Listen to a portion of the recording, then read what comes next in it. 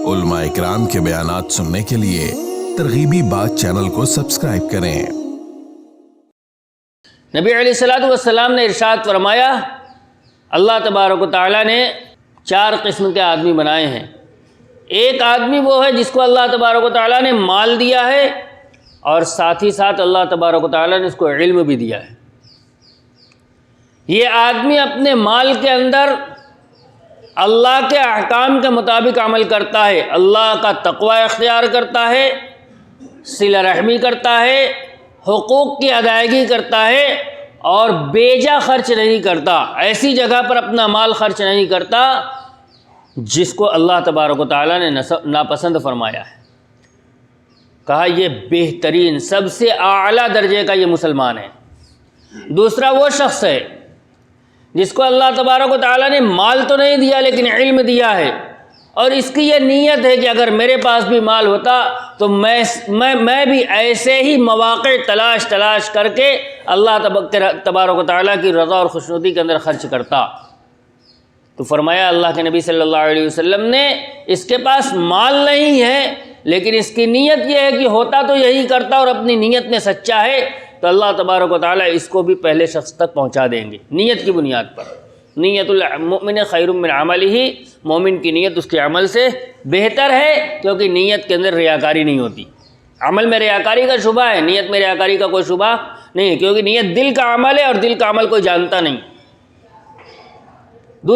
تیسرا وہ شخص ہے جس کو اللہ تبارک و تعالیٰ نے مال دیا ہے اور علم نہیں دیا ہے۔ اب یہ شخص اپنے مال میں من چاہا تصرف کرتا ہے، جہاں نہیں خرچ کرنا چاہیے وہاں بھی خرچ کرتا ہے، اللہ کی نافرمانیوں میں خرچ کرتا ہے، اسراف کرتا ہے، خواہشات کی تکمیل کے اندر اپنے مال کو خرچ کرتا ہے، چاہے صحیح ہو چاہے غلط۔ فرمایا کہ یہ مال اس کے لیے مصیبت ہے، یہ خبیث انسان ہے، یہ اللہ تبارک و تعالیٰ کا ناپسندیدہ بندہ ہے۔ اور چوتھا وہ شخص ہے جس کو اللہ تبارک و تعالیٰ نے نہ مال دیا ہے نہ علم دیا ہے، اور اس کی یہ تمنا ہے کہ اگر میرے پاس بھی مال ہوتا تو میں بھی فلاں شخص کی طرح عیاشیاں کرتا، میں بھی اپنے مال کو ایسے ہی اڑاتا۔ فرمایا یہ بھی اسی کے درجے میں جائے گا اپنی نیت کی بنیاد پر۔ یہاں اللہ تبارک و تعالیٰ، اللہ کے نبی صلی اللہ علیہ وسلم نے فیصلہ فرما دیا کہ مال کی بنیاد پر کوئی فیصلہ ہے ہی نہیں، عمل کی بنیاد پر فیصلہ ہے، نیت کی بنیاد پر فیصلہ ہے کہ کس کا مرتبہ اللہ تبارک و تعالیٰ کے نزدیک بلند ہے اور کس کا اللہ تبارک و تعالیٰ کے نزدیک درجہ کم ہے۔ بنیاد عمل ہے، لہذا ایسا مال جو انسان کو اللہ تبارک و تعالیٰ کی رضا تک لے جائے اور اس بلند مرتبے تک لے جائے جو اللہ تبارک و تعالیٰ نے ایسے شخص کو عطا فرمایا ہے جو اپنے مال میں اللہ کی رضا کے مطابق عمل کرتا ہے، ایسا مال بہترین ہے اور اس کو پسند کیا گیا ہے۔ یہ ایک مزاج جو بنا ہے کہ اتنا تو ہے، اب اس سے آگے بڑھانے کی کیا ضرورت ہے، مال کی عرص بھری پڑی ہے۔ یہ ایک الزام ہے کہ کوئی آدمی کما رہا ہے، مثال کے طور پر ایک دکان ہے اس سے اچھی خاصی کمائی ہے، دوسری دکان کھولنا چاہتا ہے تو لوگ اس پر اعتراض کر دیتے ہیں، کیا ضرورت ہے، اللہ کا دیا سب کچھ تو ہے۔ ایسا کچھ نہیں ہے۔ اگر مال آدمی بڑھا رہا ہے اور مقصد ہے کہ اس مال کے ذریعے سے اللہ کے اور اللہ کے بندوں کے حقوق ادا کریں گے، اللہ کے بندوں کی مدد کی جائے گی، اس کو اللہ کے راستے میں خرچ کیا جائے گا، اس نیت سے اگر مال کمایا جاتا ہے تو یہ مال کا کمانا اللہ تبارک و تعالیٰ کے نزدیک پسندیدہ عمل ہے۔ لیکن اگر یہی مال اس نیت سے کمایا جائے کہ اگر مال ہو جائے گا تو پھر میں اپنا فلاں کام کر لوں گا، اگر مال ہو جائے گا تو میں ایسا بنگلہ بنا لوں گا، مال ہو جائے گا تو ایسے طریقے سے عیش کے ساتھ زندگی گزاروں گا، تو پھر یہ مال اس کے لیے ترقی درجات کا سبب نہیں بنے گا، اور ایسے شخص کو مال بڑھانے کی کوئی ضرورت نہیں۔ ہم صحابہ رضی اللہ تعالیٰ عنہم کی زندگی دیکھیں، اس میں ہر طرح کے صحابی موجود ہیں، مال والے بھی ہیں، غریب بھی ہیں، متوسط درجے کے بھی ہیں۔ بہترین مثال ہے عثمان غنی رضی اللہ تعالیٰ عنہ کی۔ حضرت عثمان غنی رضی اللہ تعالیٰ عنہ جیسے عام مسلمان رہتے تھے ویسے ہی آپ بھی رہتے تھے. آپ کی زندگی کے اندر کوئی ایسا نمایاں فرق نہیں تھا کہ کوئی باہر سے آنے والا شخص کہہ دے یہ انتہائی مالدار شخص ہے. جیسے عام مسلمان رہتے تھے ویسے آپ رہتے تھے.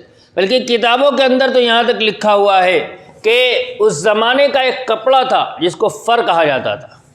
یہ قیمتی کپڑا تھا اور اس زمانے میں جو اچھے مالدار لوگ تھے وہ بھی اس کپڑے کا استعمال کرتے تھے اور جو متوسط درجے کے لوگ تھے وہ بھی اس کپڑے کا استعمال کرتے تھے. غریبوں کی دسترس سے باہر تھا. لیکن حضرت عثمان غنی رضی اللہ تعالیٰ عنہ نے اپنی پوری زندگی میں وہ کپڑا استعمال نہیں کیا اور نہ اپنے گھر والوں میں سے کسی کو استعمال کرنے دیا. اپنی زندگی سادہ رکھی. لیکن جب اللہ کے راستے میں خرچ کرنے کا نمبر آیا تو ہر موقع پر عثمان غنی رضی اللہ تعالیٰ عنہ کا نام سب سے اوپر ہے. اگر اس مقصد کے تحت مال کا اضافہ کیا جائے تو یہ انتہائی بہترین کام ہے. لیکن اگر مقصد الٹ جائے تو پھر یہی مال انسان کے لیے انتہائی بدترین مال ہے. عام طور پر ہوتا یہی ہے. مال جب آتا ہے تو ساتھ ہی ساتھ تکبر بھی آتا ہے, رعونت بھی آتی ہے. پھر اپنے غریب رشتہ دار اچھے نہیں لگتے, ان کے ساتھ اٹھنا بیٹھنا اچھا نہیں لگتا. اور جب مال آتا ہے تو مال کی نمائش شروع ہو جاتی ہے. نمائش کا کوئی موقع ہاتھ سے جانے نہیں دیا جاتا. جب مال کے ساتھ یہ خرابیاں آئیں تو یہی مال بدترین مال ہے. لیکن اس کا مطلب یہ نہیں ہے کہ آدمی پھٹے حال رہے. اللہ کے نبی صلی اللہ علیہ وسلم نے ارشاد فرمایا کہ اللہ تبارک و تعالیٰ کو یہ بات پسند ہے کہ اس کی نعمت کا اثر اس کے بندے پر نظر آئے. اللہ تبارک و تعالیٰ نے مال دیا ہے تو گدڑی پہن کے نہیں گھوما جائے گا. معلوم ہونا چاہیے کہ اللہ تبارک و تعالیٰ نے آسودہ رکھا ہے. اچھے کپڑے پہننا منع نہیں ہے, اچھے مکان بنانا منع نہیں ہے, اچھی سواری رکھنا منع نہیں ہے. منع کیا ہے؟ منع آپس میں ریاکاری اور تکبر ہے. ریاکاری اور تکبر منع ہے. نہ اچھا کپڑا پہننا منع ہے, نہ اچھا مکان بنانا منع ہے, نہ اچھی سواری رکھنا منع ہے. لیکن اپنی اچھی سواری کے مقابلے میں دوسرے کے سواری حقیر نظر آنے لگے, اپنے اچھے مکان کے مقابلے میں دوسرے کا مکان حقیر نظر آنے لگے, اپنے اچھے کپڑے کے مقابلے میں دوسرے کا کپڑا حقیر نظر آنے لگے, اب یہ برا ہے. مزید علماء کے بیانات سننے کے لیے ترغیبی بات چینل کو سبسکرائب کریں. جزاک اللہ.